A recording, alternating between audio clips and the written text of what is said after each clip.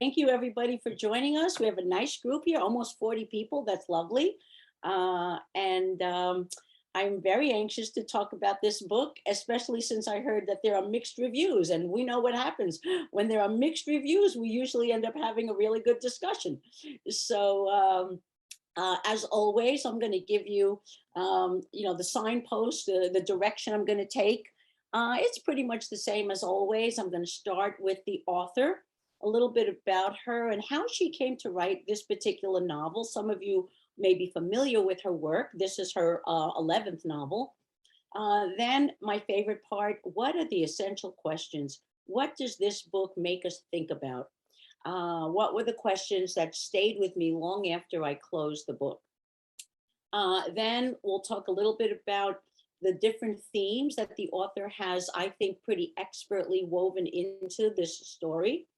And then paying attention to the symbols, especially the importance of photography.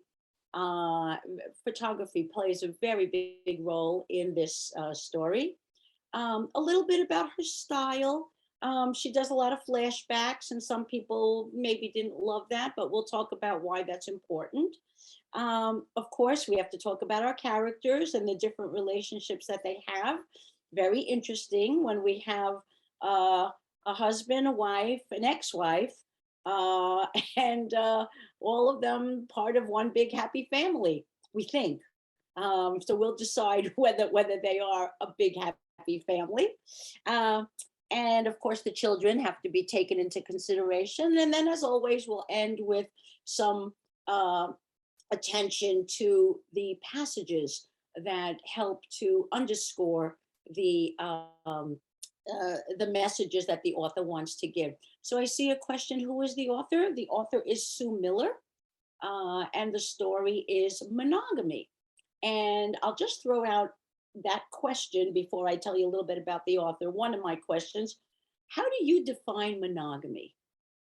What does it mean to be in a monogamous relationship? And at what point do you feel a particular action is a violation of a monogamous relationship? So we're going to get into that because that's really at the heart of this novel. But first, a little bit about Sue Miller. How many of you have read some of her work? You might be most familiar with one of her, it's an old novel in 1986, The Good Mother. Does anybody remember reading The Good Mother? Yeah. And, she's always presenting us with these moral dilemmas. You know, if you remember in that particular novel, um, one of the things that really drove the readers crazy is she was sleeping. She was allowing her child, her young child, to sleep in the bed with her and her male partner, the mother. And so the question arose: is she a good mother? Does this one act negate everything else? So, okay, so that's number one. Um, and then most recently, well, it's not that recent, but more recent than the other one, in 2003, she wrote The Story of My Father. And that became for her, she was doing this memoir about her dad, and it became for her, that's where the idea for monogamy came to her. And this is why. She says in an interview, um, the story of my father, that experience of writing told me, was for me, sorry, the wellspring of monogamy. As I wrote that book about my father, I came slowly to understand him differently and to understand myself differently. I felt I was in communication with him in some sense or another and was changed by him. My ideas about him changed as I discovered things as I worked through the book.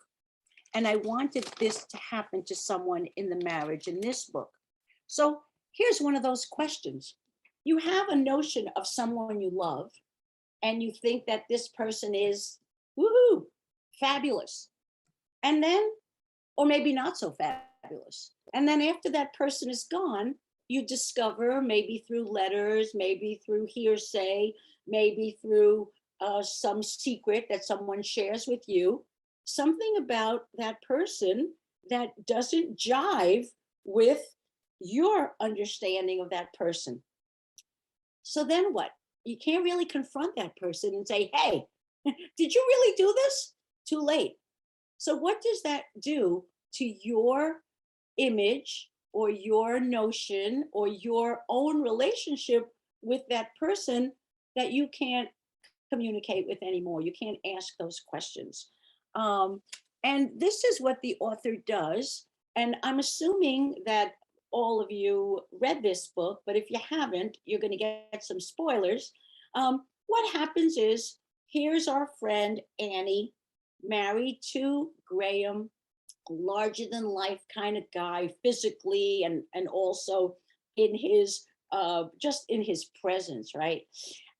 This is her second husband, and Annie is his second wife, and they seem to have a lovely marriage. Uh, and then again, I'm sorry to spoil it for those of you who haven't read it, but the novel opens and Graham suddenly dies peacefully in bed. But there was something that was troubling him, Annie finds out later. And, we're going to dissect that. But then she finds out that he was having an affair. So, but up until that point, it seems that they had a wonderful marriage. Now, the joke is, she probably wants to say, I wish you were alive so I could kill you. Because she finds out not from him, but from what she observes in his study. So anyway, so let me just pause and turn it over to you for a minute before I go on, and just kind of get a sense of, what did you think about that relationship with Annie and Graham? And if you want to give a sort of a quick response, do you think that it was a monogamous relationship? Was it a good relationship? I'm just curious to hear what you thought. Anyone? Okay, who's there? Berna? Berna, go ahead if you want to mute. Go ahead. I'm going to confess, I was a marriage and family therapist for 40 years. Okay, thank you. So I have to tell you that in all my years of being a therapist, I always tried to find out what was the reason behind the affair, and to see if, even though there was an affair, the marriage could be saved. And what if the couple were willing to work on it, the marriage could be saved. Do you think Annie and Graham's marriage was a good marriage? Yes. Okay. I would never, if Annie had been my client, I would never say, oh, divorce them. No therapist should say that anyway, but that's besides the point. They had a lot to build on. Okay. And they had a lot in common. And I've had couples call me back and say, thank you. You had what? Say it again. I've had couples call me yes, back. yes. That's not to say that some people shouldn't get divorced. Right. I'm not saying that. That's a judgment. Right. And I'm not making that. And because I don't want anybody on the screen who's husband had an affair, they got divorced, oh my God, she's judging me. I'm not. Yes. But what I'm saying is, there are some marriages that, after a while, you just said, throw in the towel. It wasn't worth it. All right. But in the sense of humor, I want to tell you, I'll be married almost 70 years. Wow.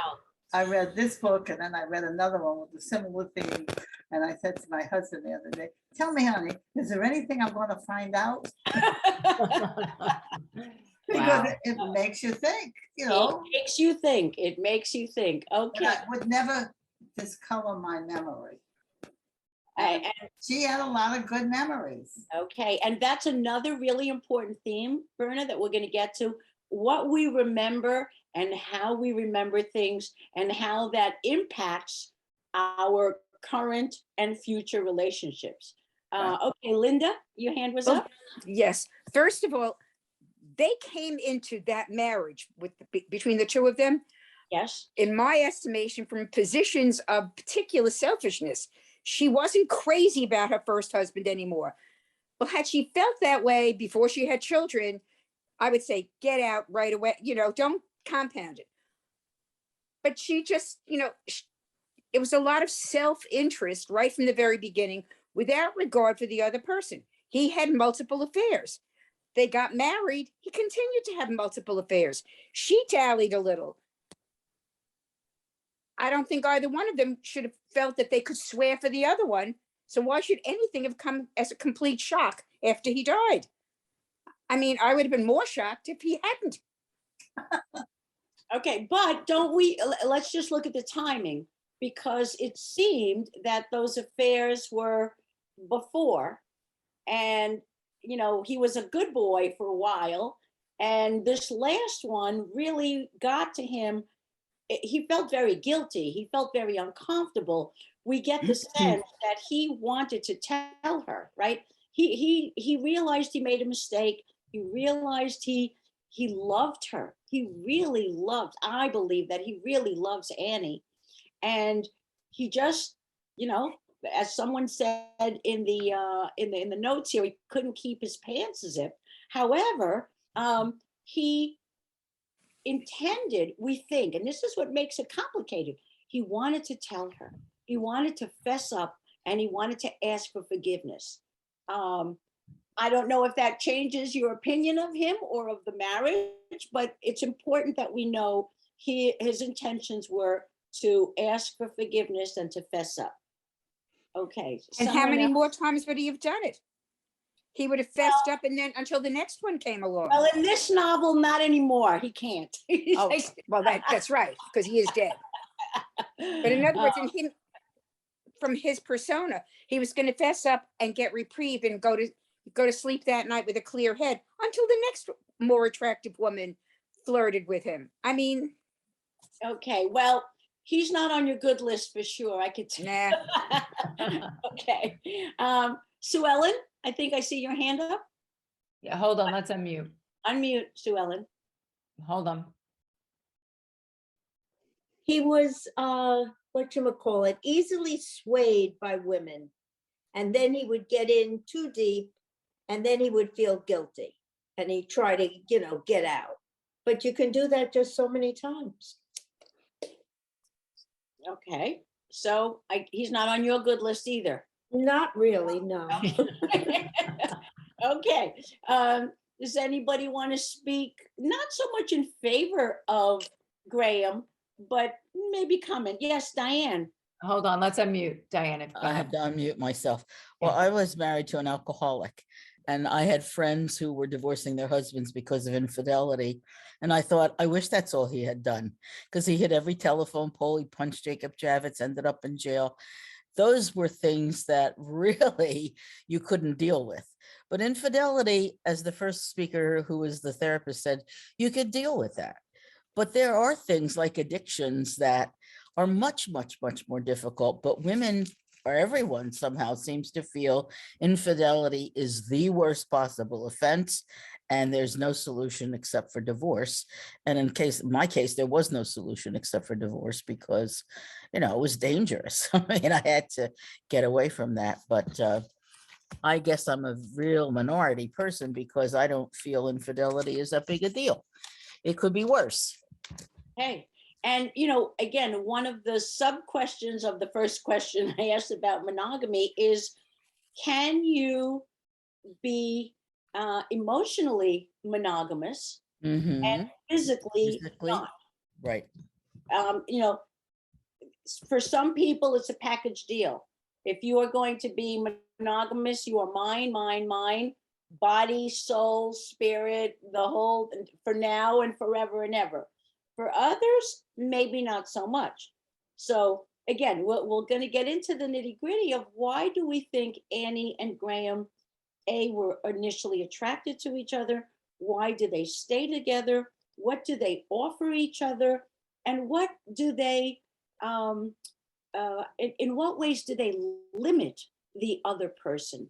Okay. There's the good and there's the maybe not so good. And then we're going to get into Frida and her relationship and of course, Alan, the first husband. Okay, I think I saw another hand up Yeah, before. positive Pat, go ahead. Hi.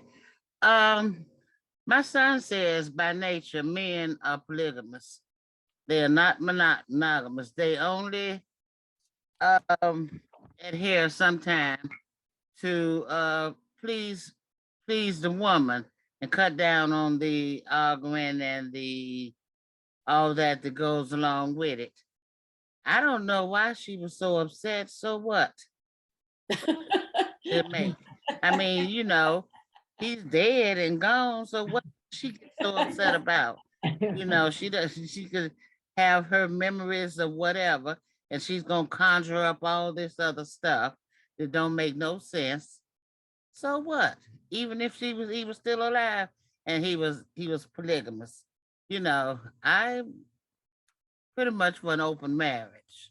Let's So- get it together. What's the big deal? So Pat, here's a question. Do all of, and I think I know what you would say, and maybe others as well. So if you've had a lifetime or many, many years, let's say, of happy memories, right? This one fact that you find out after he's gone, does that mean you have to take all those memories and erase them and say, that was baloney, that was no good? Or do you say, I don't know, what do you say? No, I say, well, so what? Okay, all right. And what proof is there? Well, we had the They proof. could have been no, there wasn't no proof. They were sitting in the library talking, and I guess Right, she kind of assumed a lot. right. She Never does, said anything, right. so this is all in her. Well, she doesn't catch them in the bedroom, that's true. But, okay, and I think, James, did you have your hand up? Yes, Yeah, go ahead if you want to unmute. Hold on, go ahead. You hear me now? Yeah, yes, I thought this was an unusual selection, considering most of the audience is women, but Annie was married for a while and then she went out and had free love herself. So it wasn't like she didn't have some personal experiences of cheating or whatever, infidelity. She met his first wife, and the first wife told her about his history. The first wife said that he wanted to have an open marriage, and she really didn't want to, but she let him. And then they got divorced, and he went on to live his life the way he wanted to. And his first wife still loved him even after he died. So it was a complicated story that way. But overall, I feel sorry that he didn't get to tell her, but I don't know. Sometimes when you tell people what's really going on, you hurt them more than you mean to. So and that's another good question. That's right. If you don't need to reveal the secret, should you? And he knew after they had the services for him, and the other woman came to the house and bawled her head off. She right, knew then. She didn't need anybody to tell her what was going on then. right. But I'm just saying, this is very different than the other two books I read. Yes, we were trying to mix things up a little bit, we What would. you did. yeah. I assure you, I was shocked when I got going in the book. A lot of historical fiction, so we're trying to give everybody a little bit of, change it up a little bit. But you know what, James, you said something about the open marriage, and that's important because, we have to remember the times. An open marriage was a mutually agreed upon arrangement. An open marriage said, you and I agree that we have what we have, but we're allowed to go in different directions. And Frida agrees to it because it was kind of like in vogue at the time. But she realizes, you know what, it may work for other people, it just doesn't work for me. And she needed to, extricate herself from that. But it was something that was, pretty popular for a time. But all right, we'll get back to that in a minute. Let me take one more, Yeah, Jill. and we're Hold going to move on. Jill? Go ahead. Okay, to go back to the first part, you said, should he have told her? Absolutely not, because I think he would be doing that just to get rid of his guilt and make himself feel better. And I think if he really believed that he was going to end his cheating ways, that he should have kept it to himself and let him be the one to suffer, not his wife. But I think one of the problems that Annie had after she found out, even though he was gone, was that two of the people that she cared the most for in the world, her husband and her best friend, his ex-wife, lied to her or kept things from her. And I think she felt that much of her 30 years that she was married to him maybe really weren't all that wonderful as she thought they were. She, thought he was this big, wonderful human being, which he was. I thought he was a great guy. He was a cheat, but he was a great guy. And I think she felt betrayed, double whammy, by him and by his wife, who she was very good friends with and kept that secret from her. Yes. And, I agree with you. One of the things, and here's a question for everyone. Do you think this novel is about Annie, or do you think it's about Graham? If you had to choose, do you think that they get equal time, or do you think Annie gets a little bit more? Yeah, I mean, I think I'm seeing some of you mouth that this is really Annie's story. And one Yeah. of the things that the author wanted to achieve, and we can decide whether or not she did, she said about Annie, I was interested in having Annie be a bit like me. I thought of photography and the distance you spend from the things, mostly from other people, that you're taking pictures of. That way of looking at life has some parallels to a writer who is always looking and always using other people's lives and thinking, oh, that would be good. I could use that. I think for a lot of writers and photographers, there's something temperamental that makes you more comfortable at a slight distance.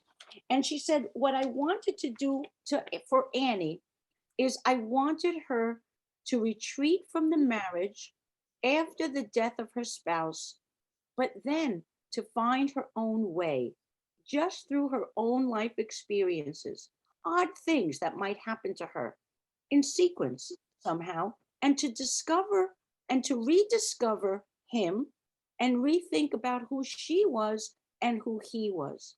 But I wanted her to come to this understanding, not through grieving. And so I found that to be an interesting statement. I guess what we're supposed to hold on to or follow is Annie's journey. Remember what she says early on about how Graham would in so many ways overshadow her own existence? And that's one of the questions I also came to think about. What happens in a relationship when one partner figures more prominently, steals the show, is always at the heart of everything, and the other partner is kind of hiding in the shadows?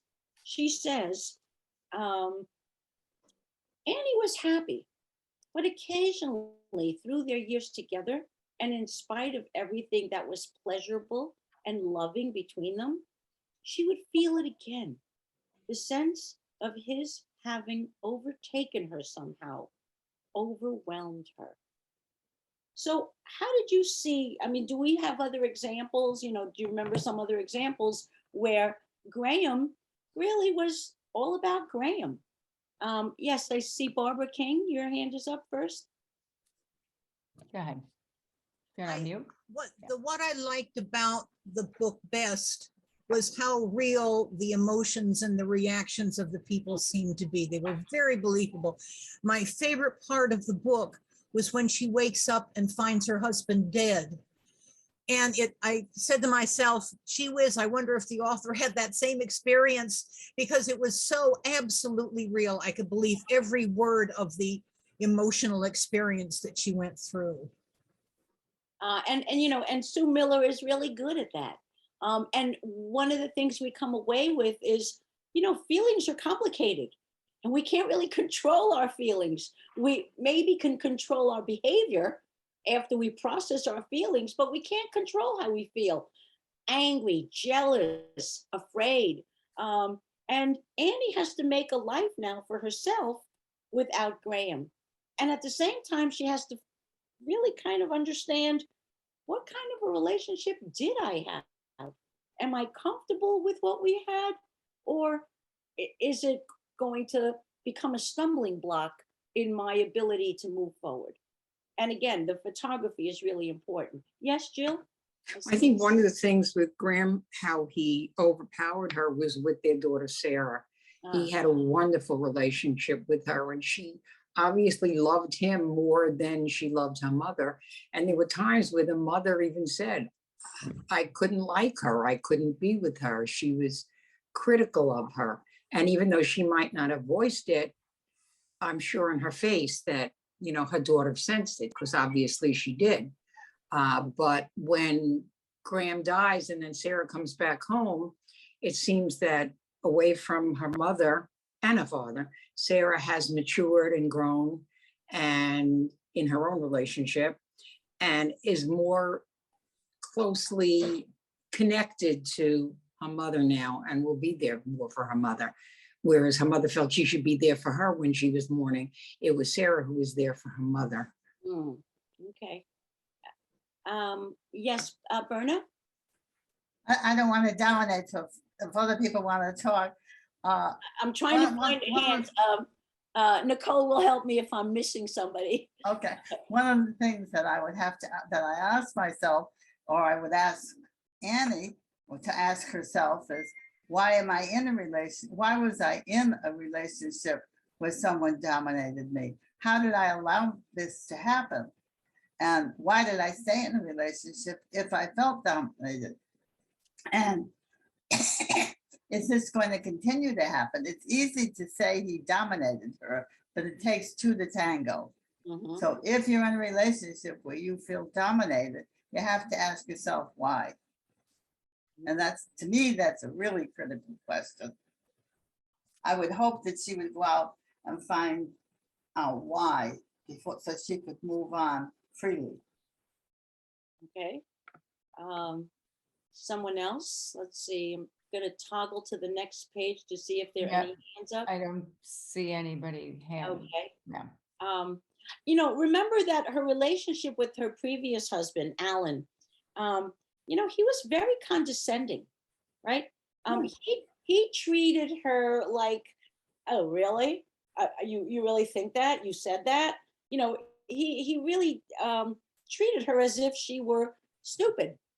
And I think that with Graham, though he was in some ways, in many ways, larger than life, they did have they had a friendship, right? He respected what she had to say.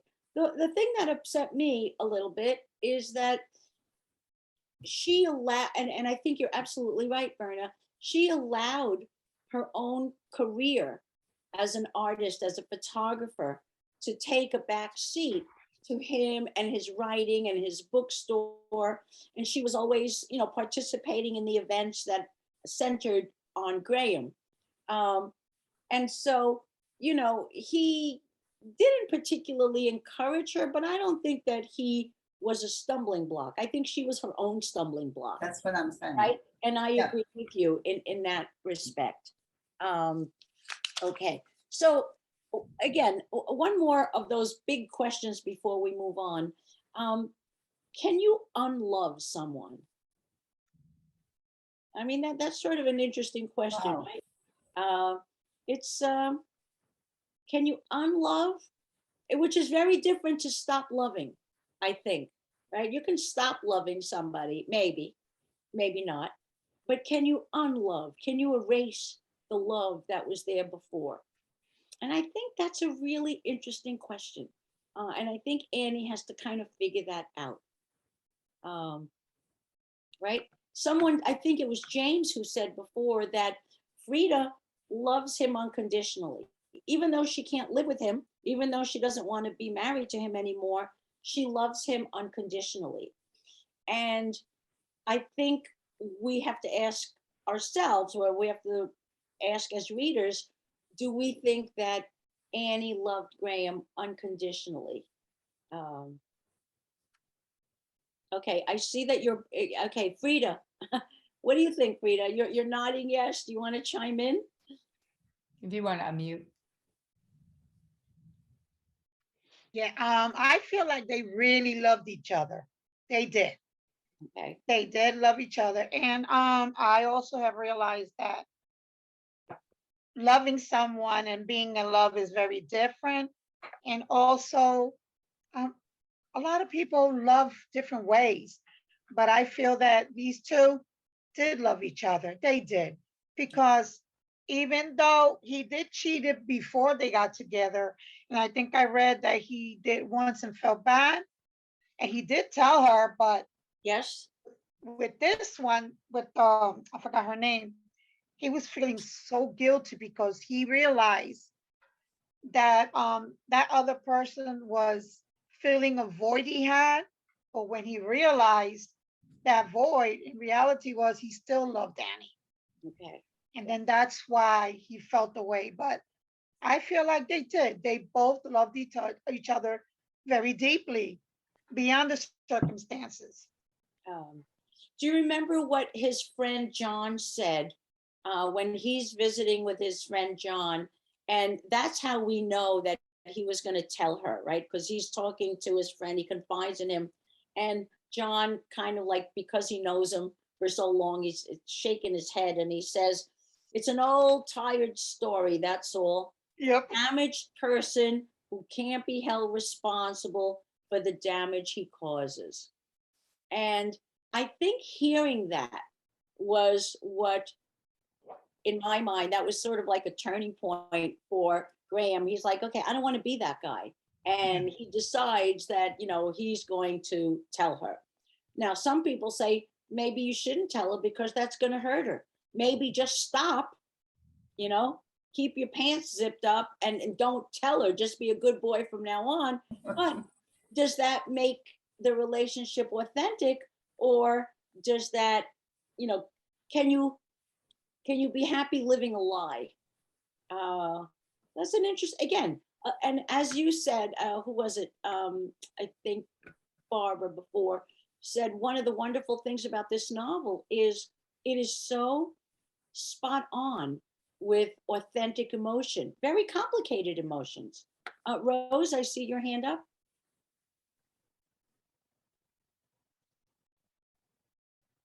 All right. It was when John and he were having lunch, Yes. and John was babbling on about his 3 kids and the technology and stuff. He wanted advice from John what to really do, whether to tell her, whether not to tell her. And he didn't get that opportunity. Right, right. And I think that's what made him feel the worst. He had no way to speak with a confidant other than her, and he didn't want to tell her that way. Mm-hmm. It's complicated. Yeah. It's complicated, as life generally is, as relationships generally are. And speaking of complicated, we haven't yet discussed the relationship between Annie and Frida. Okay, now that seems a little unusual, where the present wife and the ex-wife become more than just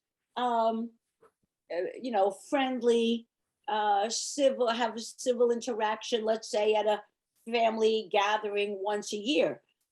These people were together all the time. They were family. How did you see that relationship? Again, was that also believable? And what do you think made it work, if you think it did work? Linda? Unmute, Linda. Okay. First of all, I think that when you talk about marriage or friendship, one of the deepest, most underlying emotions has to do with loyalty to the person. He had little loyalty. Frida had loyalty to him. Unquestionably, she, whatever love feeling she had, she also had loyalty. He told her his secrets. She did not spill the beans. He looked to his friend John I want to unload myself. Well, that's terrific. It takes the burden off of him. I mean, in no way is it for Annie. Right. And the fact that Frida befriended Annie was because also she had a very close love, whether it's physical or not. She had a love relationship with him that could not be maintained if they had to be secretive about it. So this way she had the best of both worlds. I have your emotional attention. I don't have to live with you. And the only secrets I have to hold are the ones that I promised you. And he is loyal to Frida, and Frida's loyal to him, but neither one of them was adequately loyal to Annie. So what makes Frida and Annie friends, do you think? I think it's Frida's need more than Annie's. Frida's need, okay, to stay involved in the family. Because this way she had no, Right, to stop be in it. Graham's life, to be in She Graham's was- life, she was able to stay in Graham's life with no questions asked. okay. Anybody else? Oh, yes, Jill? I think they were able to be good friends because they both cared about the other's child. And Mhm. Annie got along better with Frida's son, and Frida got along better with Sarah. And I guess, I don't know, I found it really hard to believe that the two of them could be so close like that. But the fact, I guess, that they were there for each other's children has something to do with their being as close as they were.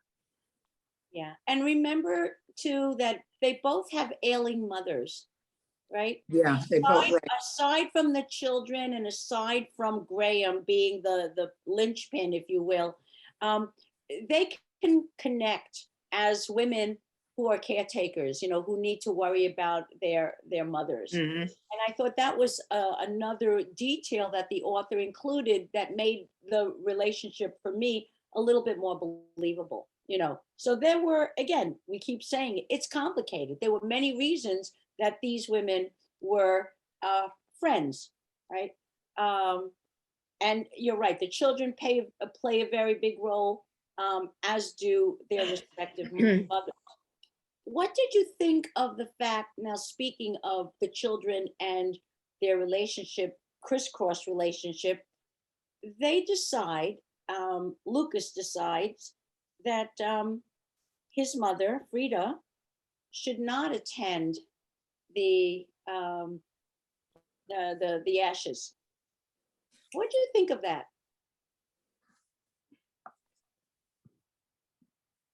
Whose decision was it to make? And do you feel that Frida was kind of, I don't know, unfairly treated? I don't know. It bothered me personally, considering that it wouldn't have bothered me if they weren't all this little family dynamic. But the fact that they were always together, how come all of a sudden she was going to be excluded? So I'm not sure how you interpreted that. Anyone? Anybody? I felt really bad for Frida. And the other thing that I would have is I don't see any other hands. Do I see? No. The other thing that I found interesting was how would the relationship have been different if Frida was described not as she is, as sort of a plain Jane, somebody who was not a sexual threat. I don't know. I felt that Annie was able to be friends with her because in no way did she threaten her relationship with Graham. She was almost like a sister, which annoyed me that they decided that she couldn't be with the family in the end. So that bothered me.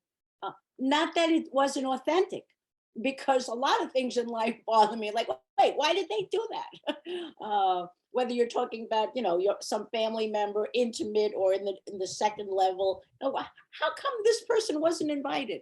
And not that you have anything to say about it, but I did. My heart went out to Frida because she's always there, and then for reasons that made no sense to me.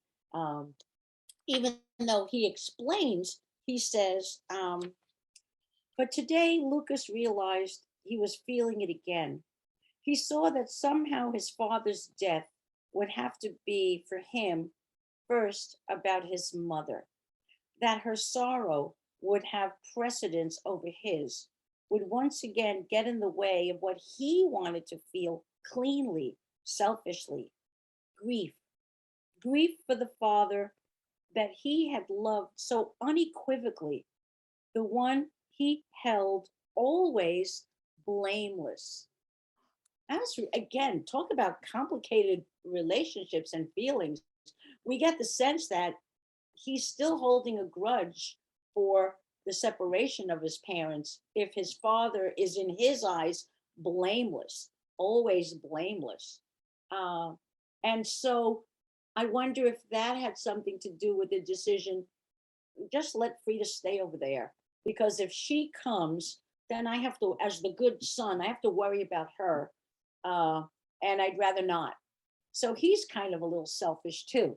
And he even says, right, I wanted selfishly to feel my grief and not have to show that grief in front of my mother, who probably would be bawling and I'd have to take care of her. So again, these nuanced layers of emotion that the author is able to express, I thought, this is what her strength is as a writer.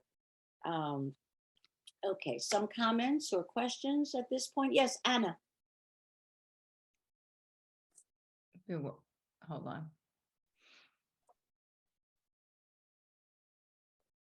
Hang on. You're on, Anna. If you could just unmute. Oh, you just muted again. Okay. I think at the end of the book, Annie finally has to take complete, not control, but complete ownership Yes. of her marriage to Graham. And I think by going with just the two children with the ashes, that is her way of saying, this was our marriage and it didn't belong to anybody else, But she even doesn't with its make the faults. decision. She doesn't make the decision. That's what's confusing. Like if she had said it, then I would agree with you even more. Okay. But I read the book a long time ago. that's okay, right? No, but I think what you make a really good point, because at the end of the novel, she has to take ownership, Annie, right, of her Yes. own life, Mhm. independent of Graham. Remember Mhm. what has happened now. She's hurt herself, right? Yes. She's fallen, she's stumbled, and she's got to literally and figuratively pick herself up, and she can't carry her camera, right? And so the last paragraph is, or something close to the end, she says, and then it comes to her, really for the first time since her fall, that she won't be able to take pictures, at least for a while, that she will have to record all of this, remember it on her own. She feels it coming then, and she welcomes its return, the grief that seizes her.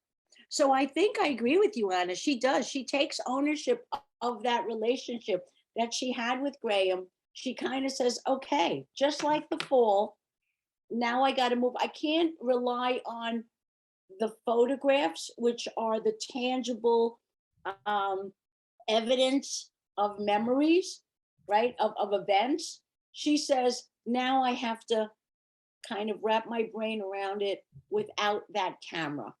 And so I agree with you. She does. She takes ownership of her life, and she recognizes that it's going to have to change. And and then when the grief comes, I think that's when she, in my mind, really forgives him. She accepts and says, yeah, what we had was good. And then she allows herself to grieve. And yeah, what he did was not a good thing, that last thing, but she believes again that what they had was a good marriage. Because remember, right before that, she has to question her own memory about her relationship with that guy, the poet Ian. Remember when there's this convoluted reintroduction of Ian, the guy that she met at the artist colony, remember? And they're going to bring him to the dinner, and she's going to meet him, and she goes out with him, and she's remembering things one way, and of course he doesn't have a clue who she is, although he kind of pretends because, oh yeah, right, we had a great night. And then she says she thought that she was memorable, how clear it was that she was not. But that's for Ian. And I think she also gets to realize that she was always important to Graham.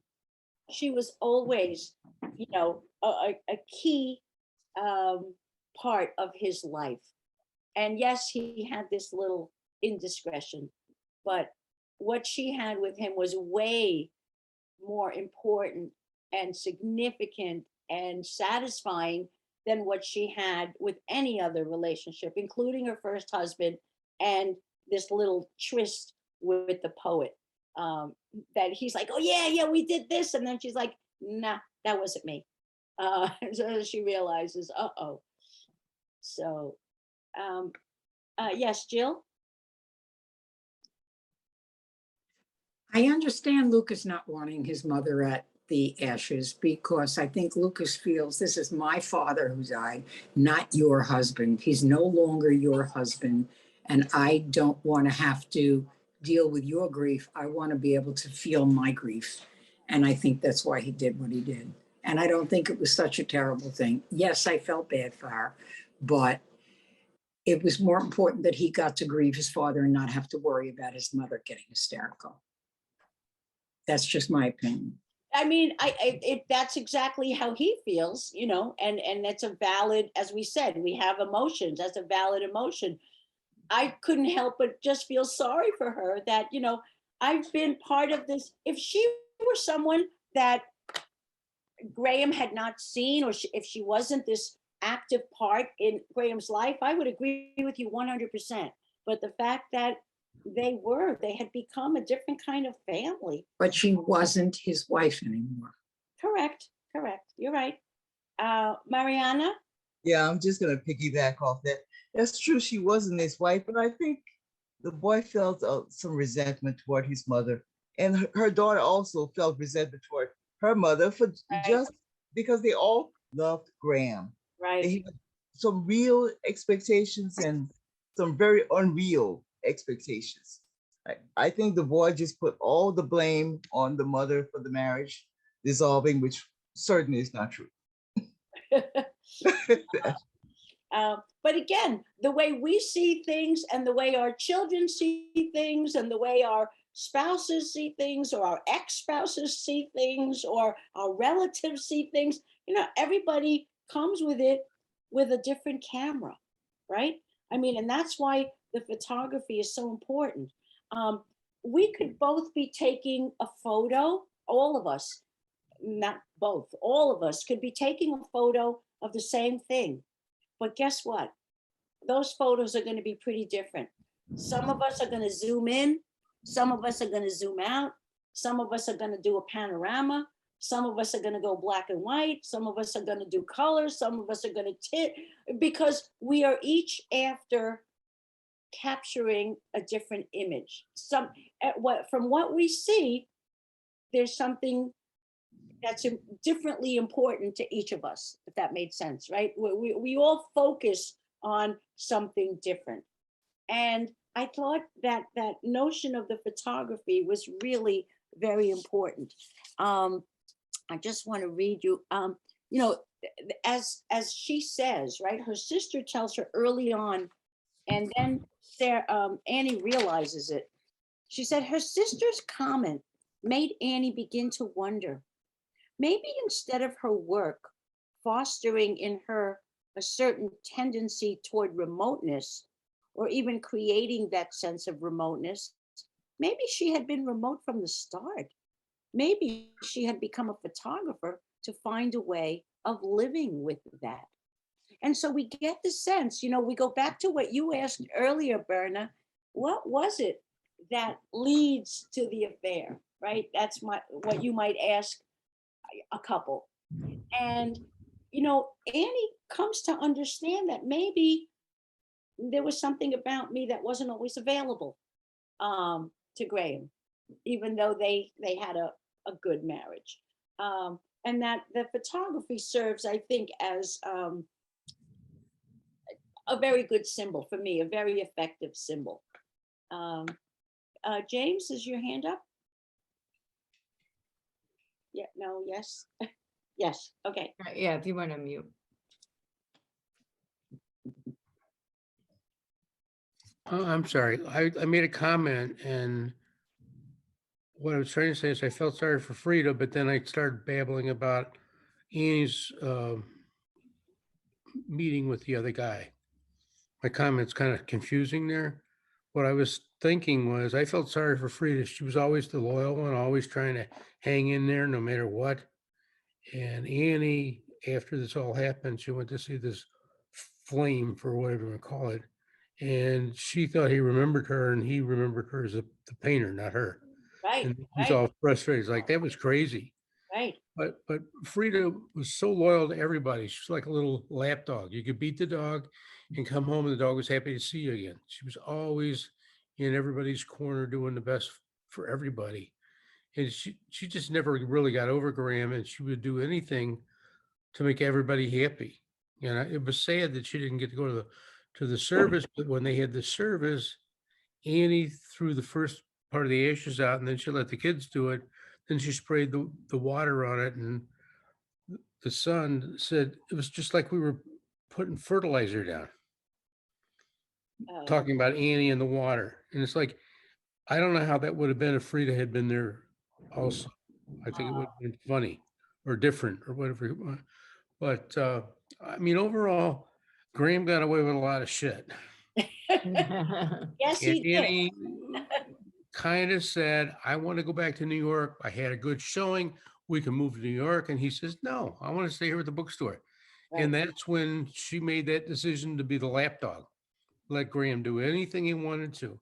And then later she's complaining about how he ran over her about the thing. And when she had the accident, she was finally alert again. She's waiting for Graham to come pick her up. She had forgotten he was dead. So it's like he always was in the group. Even though he was dead, he was still there. So in that sense, I think the story holds together. Again, back to, I think it was Barbara who said it.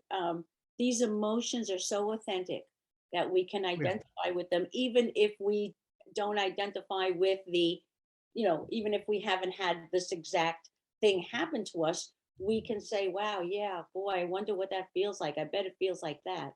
And, I agree with you. Yes, Eileen. Hi, Eileen. Hold on, just gotta unmute. Hi, how you doing? This is terrific. Enjoying it very much. I would like to speak for Frida, the ex-wife. Yes. I think she was a good person. I agree with the people who have said that. I think she tried to be a good friend to Annie. And I think that she always loved Graham, and she divorced him because he had all these multiple affairs and he was constantly cheating on her, and she just felt she had to get out and divorce him. But I think later on she realized that he had to do that, but he always loved her, and she was willing to continue her relationship with Graham through the years because she realized that he did love her as much as, maybe not as much as she loved him, but he really did love her. And then she tried to explain that to Annie, that yes, I knew I will be honest, yes, I know that he did have this affair and he had cheated on you, but I want you to know that I believe that he really did love you. And I think she tried to make Annie feel that that he did love her and she should be able to accept that. She learned to accept his affairs.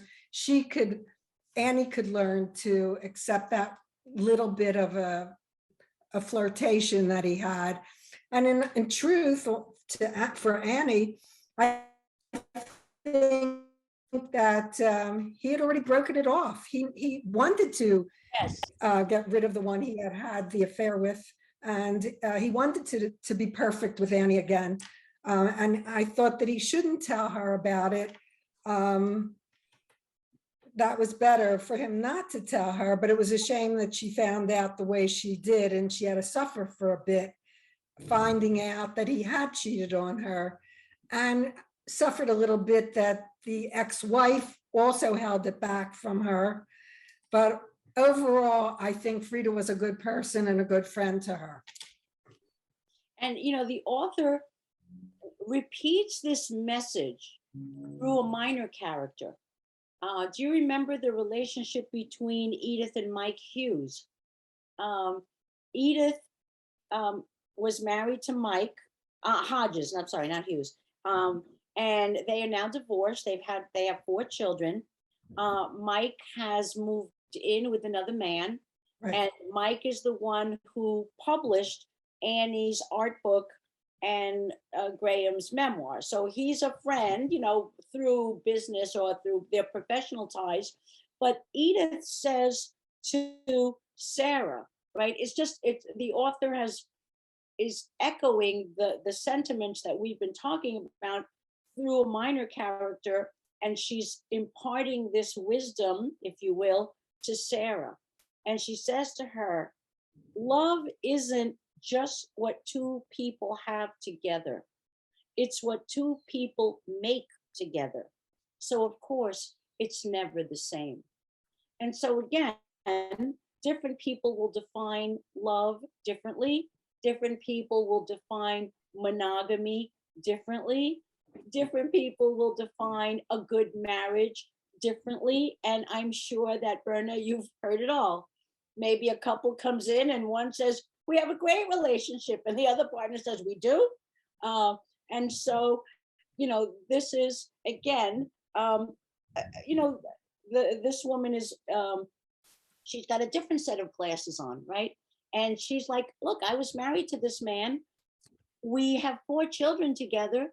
She also still loves Mike, and they're still friends, if you will. They're still in each other's lives, but she has come to accept, as many people said, different, whether it's alcoholism or addiction or an affair or more.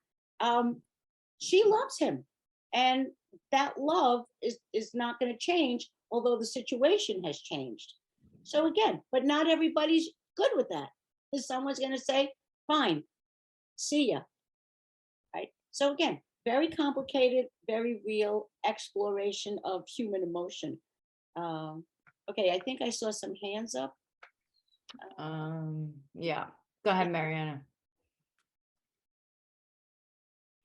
Okay, I just wanted to say, I think the one conversation that they did not have is the one that Frida just telling, I left your father because he slept with too many women and I was tired of it. I could not do it anymore. We agreed originally and it was over for me. That conversation never occurred to her son or even to Annie. And I think it's the one conversation she probably should have had. That Frida should have had, you're saying? Yeah, she should have been frank about it. Yeah. Again, sometimes the thinking is, it's better I don't tell you. You're too young. You're not going to understand. Who knows what the thinking is? Maybe it's self-protection. Maybe it's fear. I don't know. But you're right. I wonder how the story would have gone down. Yeah, if that she conversation did tell him, just right? occurred. If they did have that conversation. I think it's the friendship survived too because she was very conservative with the way she approached it and the way she approached the children and her child and Annie herself. She was very conservative. She did not go frank and just say it, Oh, where, I lost you. Where'd you go? There you, no? Okay, where are you, Mariana? For some reason I lost you. Oh, there you are. You just, Oh, yeah. you moved in the boxes. You're confusing. Okay, Donna? Hi, Donna. Go ahead, Don, if you want to mute. Hi. So it seems to me that I guess it's just a little surprising that everyone's so willing to give him such a pass. And in fact, twice, I think, and you used the expression that made me really bristle, where you said he needs to just be a good boy and keep his pants zipped or whatever. Like, he's not a boy, right? He's a grown man who's taken vows and entered into marriages. And I'm totally cool with, I don't know if you're familiar with, he's an advice columnist. His name is Dan Savage. He writes a column called Savage Love. And he coined the term monogamish. And his view, and I kind of have to say I agree with him, is that monogamy isn't for everyone. And that's totally fine, as long as you lay out the ground rules and people don't keep secrets. And as long as everyone knows what the playing field is, that's fine. And that's not the case here. I mean, he keeps breaking the rules, and because he's a nice guy or whatever, has redeeming qualities, everyone's just supposed to like forgive him. And I wonder, as we're having this conversation, I guess I was wondering how people would feel if the book was written in the complete opposite, where he was a woman and she was the one doing the cheating and the men were the ones who basically had to suck it up. And I think people might have a very different view of that, sadly. I think you have a bestseller on your hands. Start writing. That's a great premise. I think you should start writing immediately.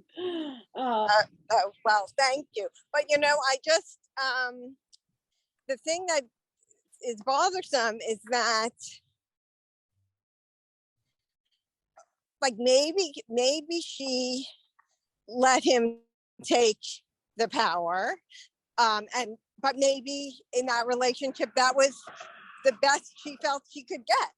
And okay, that's fine, but then for him to then cheat on her to boot, I don't know. To me, that just pretty crappy. Yes, me. Again, I think we have a wide variety of responses to his behavior. And I was quoting someone in the chat when I said, that he couldn't keep his pants zipped. And I did call him a boy. And you're absolutely right. He's not a boy. He is a grown man. The question is, do you throw 30 years of a marriage away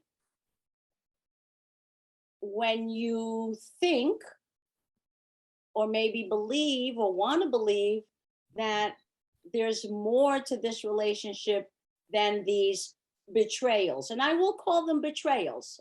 But can a marriage... To me, yes, I think so. But to me, it's less about the specific betrayals and more about the lying. Uh-huh.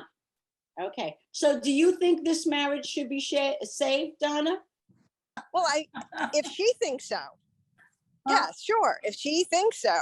But Okay. but he never did. I'm not sure I'm all on board with this, like, spare her feelings. Okay. Don't tell her. Right.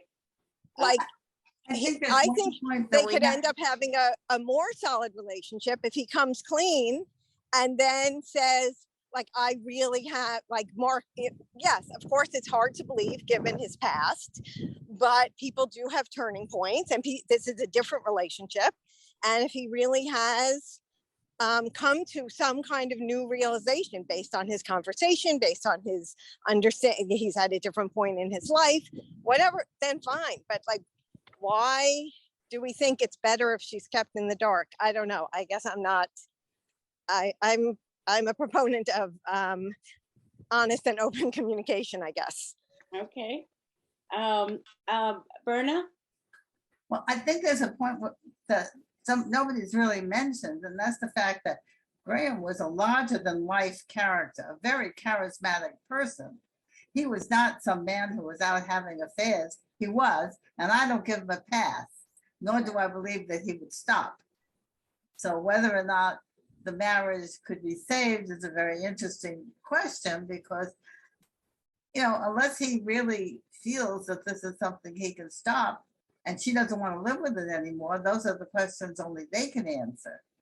Right. But As Frida did, right? As Frida said, I can't do I this. can't live with it anymore. And she was perfectly, you know, it's a perfectly legitimate thing. You can't live with alcoholism. You can't live with a lot of things. And that's your decision to make, as long as you make it with a realistic point of view of why you're making it. In my opinion, that's, you know, that's the therapist in me talking. But you know, I, as a therapist, if they were my couple, I would never believe that he was going to be monogamous. And I would certainly never tell him to tell his wife. What good would that do? He's just telling her to so she'll forgive him, so he'll feel better. He wasn't protecting her at all. But you know, whether or not, and there are some women who say I'd rather have him than know anyone else, and that's up to them. My grandmother lived with an alcoholic because she said I'd rather have him than anyone. She told me this. And I was shocked. I was only 16 years old. And she said he was the most important man in my life. And I knew what he was doing. But I loved him, and that was it. That was her decision. Other people would say, you know, not for me. You know, it's very, very individual. But I would never give him a pass for forgiveness. Give me a break. Hello? Hello? Yes, someone Yeah, speaking. Yeah, it's this Alex. this is Alex. Hi, So Alex. I just tuned in at sort of the end here, and I was thinking, we've seen this story played over and many times in our society, particularly during the Clinton eras. Bill Clinton is an exact example of this kind of behavior, and the whole scene with Hillary and the way they've dealt with it is exactly the same story. Huh. Right. He was a Bill Clinton was a very, very charismatic man. Right. And anybody who met him always said they felt that they were I know people who have met him, that they were the only person in the room that he was talking to. And Hillary made a different decision than Frida. And the nation forgave him. Right. And what? The nation forgave him. True. Right. Right. Well, it's only Hillary's and his business, not my business. Right. Well, as your president, it kind of was, except that, you know, we have a very different perspective on the way we as Americans treat or don't separate the political from the personal, if one can.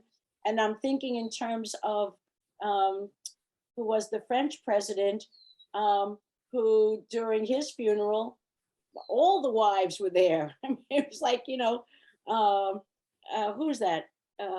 Was it de Gaulle? I don't remember. I think it was where the wife and the ex-wife, you know, De Gaulle. it was de Gaulle. Yes. Kennedy was no better, and everybody adored him. Right. But only Jackie attended that funeral. Anyway, so again, I think that this is a topic that, for so many different reasons. Yeah. So you brought up. Go ahead, Alex. I was just going to say just one more thing. You were just pointing out another whole aspect. Culturally, there's a whole different acceptance of these things depending on what culture you are. And we're more, and the setting of this particular book was in the 70s. I happened to live very close to Cambridge. I happened to have grown up in that situation, and it was the beginning of our sexual freedoms, and we were constrained by some of our traditions, whereas the French, the Germans had a whole different outlook on all this. The story would never have gotten written in France. Yeah, it was too commonplace. Exactly, What's the exactly. big deal? Right, what's the big deal? But Donna made an interesting point in the chat, and, speaking, said, look at Trump, his ardent supporters gave him a pass for far worse behavior. And so again, for so many reasons, the themes that the author presents, and we didn't talk about all of them, like when we think in terms of marriage, do opposites really attract, or is that a myth? Are you better off hanging out with somebody who is more like-minded? Number one. How do we define loyalty? And, what do we consider a betrayal? Keeping a secret, is that a betrayal? If you really believe that by not revealing this secret, let's say to your friend, you're sparing her feelings. I know some disagree. They say, no, the truth has to come out. But if you know your friend's husband is fooling around, do you tell her? Or the other way around? Again, very interesting. Happiness. Who's happy in this novel? Is anybody happy?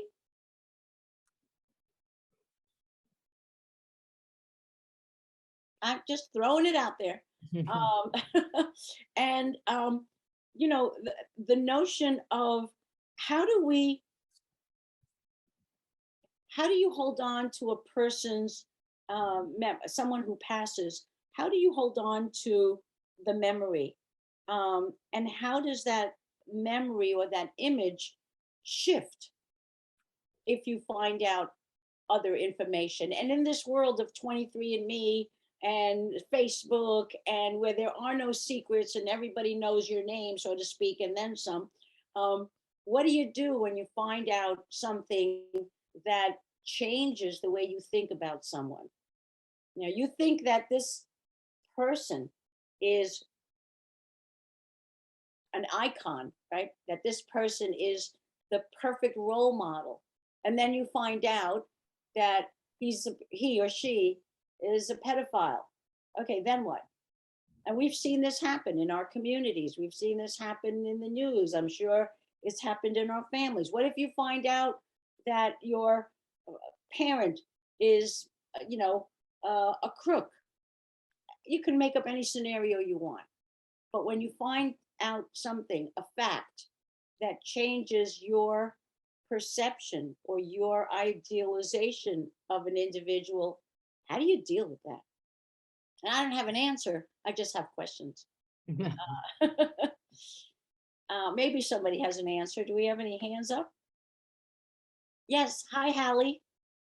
Hallie and Lola. All right. It's Joan. Go ahead. Oh, it's Joan. Okay. You have to unmute. We don't hear you, Joan. There we go. Hold on. Yeah, it's not coming through, Joan. It's maybe from your headset. It's not coming. You're unmuted, but something's not picking up the sound. Does that work? Yeah, there you Yes, go. yes. Okay, it's the headset. We read a book called Inheritance, I think. Oh, But anyway, yes. you mentioned whatnot, your father was different, but it was a different father. That was the whole, Exactly. and the whole 23andMe is what- Exactly. or you could be happy and you could find that you have, this happened to a friend of mine, you have actually two actual brothers. You were adopted and you found out that your parents later married. Again, so many facts or secrets that when they're revealed, when they're discovered or uncovered, have the power to pull that rug from under you. Or, as you say, Joan, possibly offer a very different opportunity, something that you might welcome. But again, one never knows. So, other questions or comments? Let's see, do we see any? Yes, Eileen. You asked who was the happiest character in the whole book, and I actually was thinking of through all the characters to figure out which one I thought was the happiest of all. And I come up with Ian Peterson being the happiest one because his life was, I'll write books and be happy. I'll go around the country and travel and do book signings. And wherever I am, I'll just have as many affairs as I want. So I vote him the happiest of all. Okay. Yeah, I think so. Yeah, I don't know. I don't have to think about that a little more. We didn't really talk about Karen, her neighbor, and remember the relationship that they have. She serves as a vehicle, right?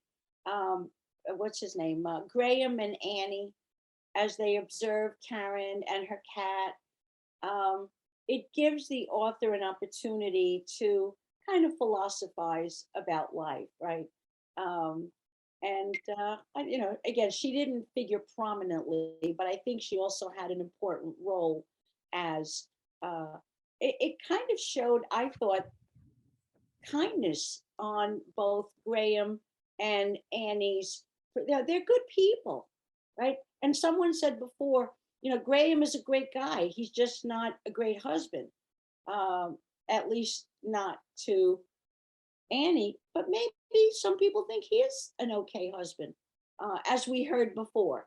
And as an anecdote, I have a friend who is on very good terms with her ex, and it's a great line. She said, "He's a wonderful husband, but not for me." And okay. It makes perfect sense. I like that line. So, all right, someone else. Let's see, do we have any other comments? Any hands up that you see, Nicole? I don't see any hands up. No? Okay, let me look and see. I don't see I'm anyone. trying to address some of the comments in the chat. Let's make sure that we've helped everybody. Let's see. We did that. Okay. Yeah. The husband then abused females and little boy. Okay. I think it is. She is bittersweet happiness. I agree. I think that Annie is maybe not happy, but she's in a place of confidence, and she's gonna make it. And I think she is gonna hold on to the notion that Graham really loved her, and what they had, for the most part, was good. And now she's got to make a new life for herself without him. So let's see. I think that's it. Anybody else, Nicole? You see? No, I mean, there's a bunch of comments, but I mean, if there's anything, you pull, I think we trying covered to mostly, see. yeah, Yeah. all of it. There was a lot of just commentary on, but yeah. I have a question for, I think I only have heard from 2 men in the group. If there's anyone out there, I would like to hear, were you glad you read this novel? Or did you dismiss it as, targeted for a female audience? Or were you glad you read it? James? Glad I read it. It's not a novel I would have picked. Okay. I don't mean it that way, but it was an interesting novel. The first 90 pages, approximate number 92, were all about Graham and Annie and and drinking and sex and blah, blah, blah. Then we get into Annie's life and the funeral and the death. I think Graham, for his part, he was a womanizer, like Jack Kennedy and whatever. And the Kennedys worked out a deal just before he got assassinated. He was going to stop being a womanizer, and Jackie was going to divorce him. If he didn't, he wouldn't get reelected if he got divorced. Graham tried to tell her the truth, too late, but he was trying to make amends for stuff he did wrong. And I do think he loved her as much as he could love anybody. After you've had 25, 30, 100 women, I don't know what to call the number, you have a favorite, which is kind of Annie. And he really wanted to try to make it work with her. Now, I'll go back to what was said earlier. Once a womanizer like this, how do you know you can trust him again? So that's a difficult thing. But he had the golden parachute. He could just do just about anything, and everybody loved him because he served wine or he talked about books or whatever. He just was golden. And I find that wonderful for him, but that's not generally the way it works for men. Okay. And again, it's a book. Yeah. And she's out In to. a bad way, I'm just saying he got away with shit that most people couldn't pull off. He never got a venereal disease, and somebody else put in the notes, he didn't get other people pregnant. He had children, but he never got anybody pregnant, which is like, okay, maybe he used a condom every time. I don't know. But it was an interesting story, but he really, in a way, wasn't even the main character. Right. He was a main character. Right. And Frida was like, Graham, don't tell her that. That'll hurt her. He says, okay, I'll just keep the secret with you. And then Annie found out that she kept the secret, and Annie was hurt that Frida wouldn't tell her what was really going on. And I kind of like go with, if it's not hurting you, you don't need to know. I'm not saying it's right. I'm just saying Annie was much happier not knowing he was having another affair than she would have been if she'd known. Okay. So that's my opinion. All right. I'll And sit down. thank you. I'm going to, we can stay on for a little while after this, but I know that some people have to leave and they're asking for our recommendations for next month. So let me throw that out now, All and right. we can continue if you so choose. There are Yeah, two.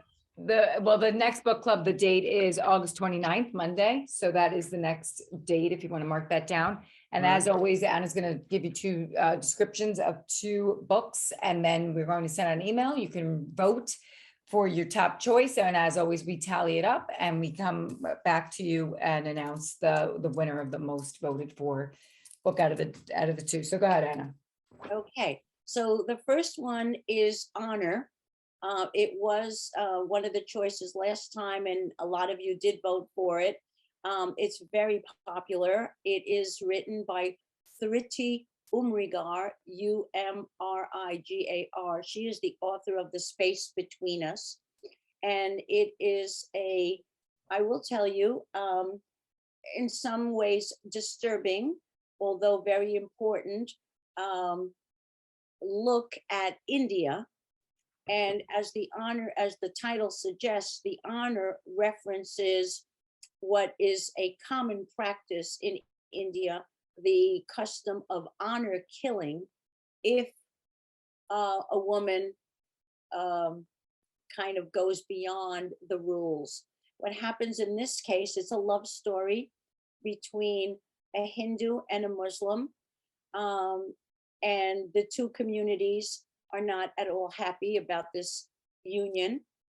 And what happens is told through the eyes of a reporter who was there to follow the case.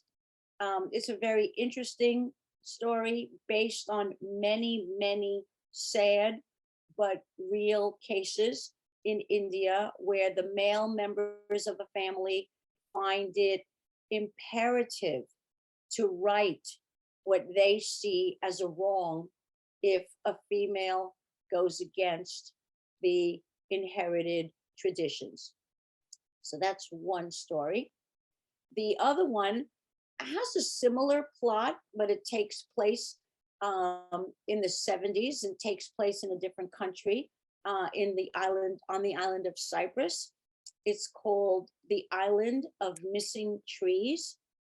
And again, we have a love story, sort of a star-crossed lovers story between a young Turkish woman and her Greek male lover who have to leave the island in the 70s during a political coup. They end up in England. And this story is told from the perspective of their daughter, who has not been told anything about the history of her ancestry. And she's trying to figure out, why are we here? And how did my parents meet? So they have parallel narratives. They raise similar issues, but they take place in different countries and at different time periods. Honor is contemporary. I don't know if any of you have read it. And the other one is in the 70s, although not much has changed when we talk about clashes of cultures.